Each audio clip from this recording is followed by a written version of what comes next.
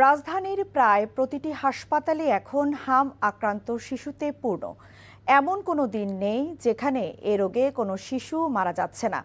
গেল ২ মাসে হাম ও উপসর্গে মারা গেছে ৪৮১ শিশু, আক্রান্ত ৫৭,০০০-এর বেশি। এমন পরিস্থিতিতে রাজধানীর বাংলাদেশ শিশু হাসপাতালে বাড়ানো হয়েছে বেড সংখ্যা।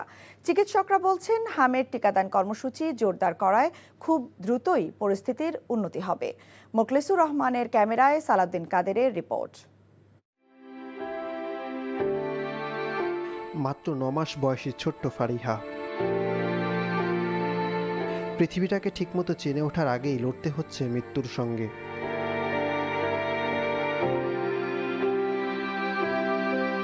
গেল ১ মাস সাভারের একটি বেসরকারি হাসপাতালে চিকিৎসাধীন ছিল ছোট্ট শিশুটি।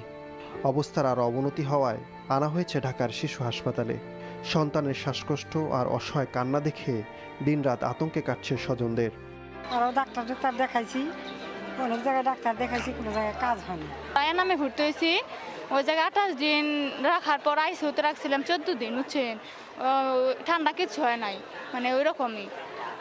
মানে তার ওখানে স্ক্যানের অবস্থা দেখে এই জায়গার আপনি কামরুল স্যার দেখাইছি, সেই জায়গায় আর কি ভর্তি দিছি।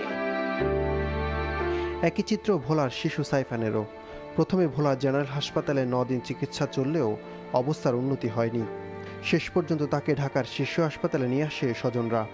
সন্তানের সুস্থতার আশায় হাসপাতালে বেডেই নির্ঘুম রাত কাটছে মায়ের। বোরহানুদ্দিন হসপিটালে ভর্তি করছে নিউমোনিয়ার সুই। ২ দিন চলাকালীন আমার মেয়ের হাম গোড়া দেখা দিছে। পরে বোরহানুদ্দিন হসপিটাল কয় যে আমাদের এনো ট্রিটমেন্ট নাই, আপনি ইয়াত যান, ঢাকাতে যদি এর চেয়ে বেশি সিরিয়াস কিছু দেখেন ঢাকাতে নিয়ে যান। ফারিহা কিংবা সাইফান, এমন অনেক শিশুর কান্না আর স্বজনদের উৎকণ্ঠায় ভারী হয়ে উঠেছে শিশু হাসপাতালের পরিবেশ।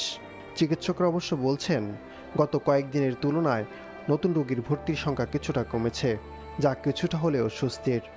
আমরা আমাদের হাসপাতালে আরও ২৪টা অতিরিক্ত বেড করা হয়েছে। এখন আমাদের প্রায় ১০০-র কাছাকাছি। এখন যথেষ্ট বেড আছে। আইসিইউর বেডও আমাদের ১৬টা।